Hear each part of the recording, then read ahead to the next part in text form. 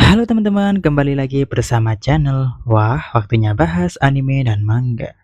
Di video kali ini gue akan membahas ya tentang kelanjutan cerita Boruto to Blue Vortex. Dimana kali ini fokus teori dari gue adalah tentang Mitsuki yang akan sadarkan diri dari Jutsu Maha Kuasa Eida. Sehingga dia akan berbalik menyerang Kawaki tanpa ampun karena sudah mempermainkannya. Nah, tapi bagaimana hal itu bisa terjadi? Akan kita bahas lengkapnya ya, jadi check it out.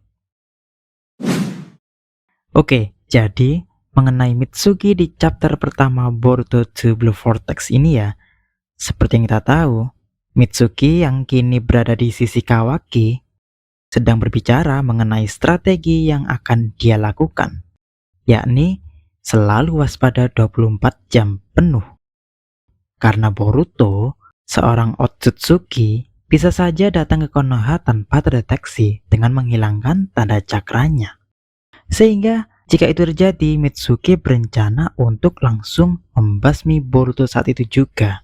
Makanya dia selalu waspada dengan mengeluarkan aura membunuhnya. Karena kebencian Mitsuki yang kini sudah sangat memuncak. Bagaimana tidak?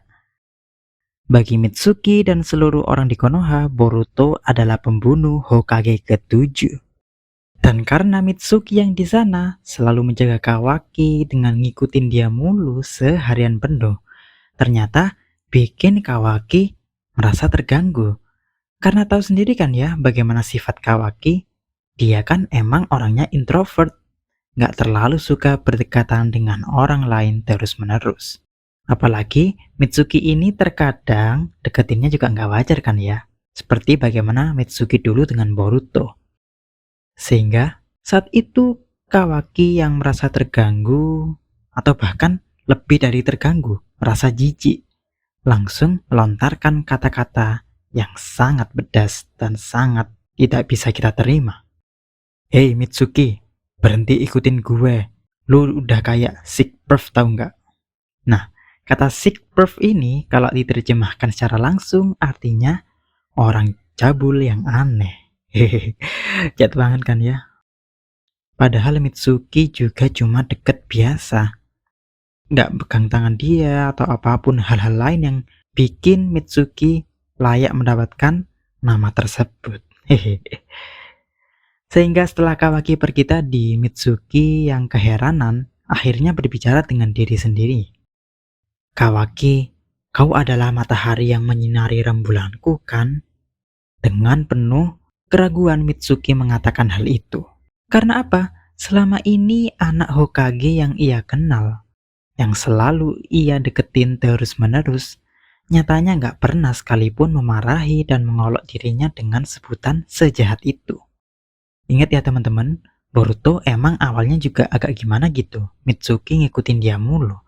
Tapi karena tahu alasannya apa dan karena Boruto juga sudah percaya dengan sahabatnya itu, akhirnya Boruto juga nggak masalah diikutin mulu, asalkan itu bikin Mitsuki lebih percaya diri, lebih bahagia, dan sebagainya. Nggak pernah Boruto marahi Mitsuki sedikit pun. Kalaupun terganggu juga Boruto hanya bilang, "Hei, jangan seperti itu Mitsuki." Lalu dilanjut dengan tertawa ataupun malu, bukan dengan rasa terganggu, jijik, ataupun marah. Itulah bedanya yang bikin Mitsuki akhirnya mempertanyakan hal itu kepada Kawaki. Yang sekarang bagi Mitsuki, Kawaki adalah Boruto dan Boruto adalah Kawaki. Nah, maka dari sini, Mitsuki yang kebingungan dengan dirinya sendiri, berkonsultasi kepada orang tuanya. Siapa lagi kalau bukan Orochimaru, sang ninja super jenius sekaligus ninja yang licik ini. Karena seperti yang kita tahu kan ya, Mitsuki adalah manusia sintetis ciptaan Orochimaru yang memiliki tujuan hidup untuk melaksanakan tugas yang diinginkan Orochimaru, yakni mencari matahari yang akan menyinari rembulan.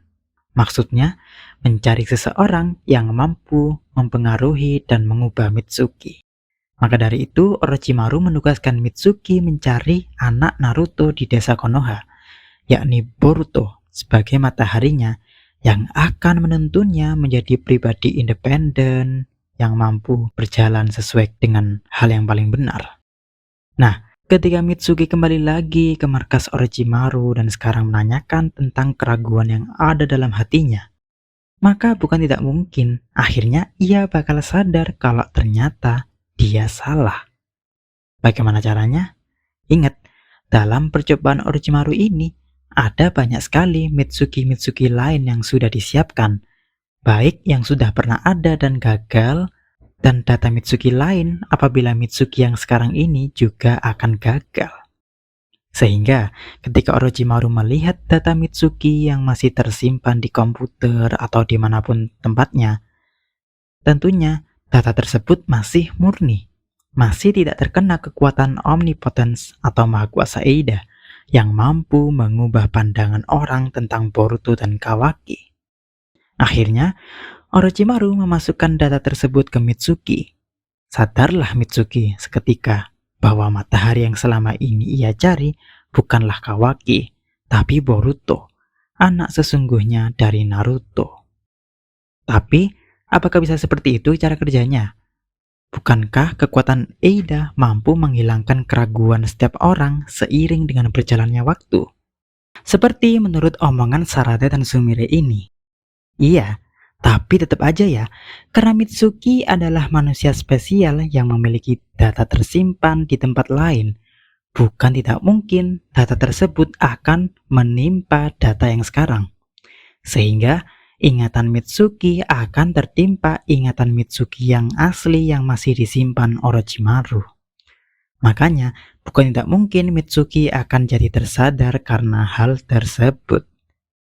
Analoginya sih mirip dengan ini, seperti bagaimana Koto Amatsukami dari Uchiha Shisui yang ada di gagak milik Itachi mampu menimpa Jutsu Edo Tensei yang sudah digunakan Kabuto, sehingga Itachi mampu melawan jutsu tersebut dan bisa bergerak sesuai keinginannya sendiri sesuai dengan Jutsu Koto Amatsukami. Analoginya mungkin akan mirip seperti itu.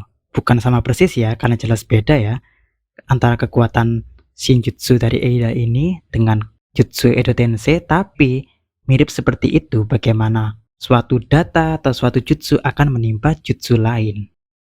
Ya nggak teman-teman? Dan juga beda ya antara disadarkan dengan omongan dengan disadarkan lewat data lain. Karena kalau lewat omongan itu nggak bakal berhasil sedikit pun. Sadarnya hanya ketika mengubah data ingatan lagi. Mirip cara kerja Jutsu Maha Kuasa itu sendiri yang mengubah ingatan orang melalui aliran cakra mereka. Karena Mitsuki sendiri bukanlah orang asli melainkan manusia buatan, sehingga tentunya kemungkinan usaha yang akan dilakukan Orochimaru tersebut akan berhasil. Tak lama setelah mengetahui bahwa dirinya tertipu, Mitsuki akan dipenuhi dengan rasa amarah yang sangat tinggi kepada Kawaki. Bisa-bisanya matahari yang ia kejar selama ini ternyata salah. Ternyata dia dibohongi. Pantas aja kelakuannya beda. Dan dengan sekuat tenaga, ia bakal pergi langsung ke Konoha lagi untuk mengaktifkan Sage mode ular miliknya yang sudah sempurna ini ya. Yang tentunya Senjutsu yang dia gunakan akan mampu berdampak sangat tinggi kepada Otsutsuki seperti Kawaki.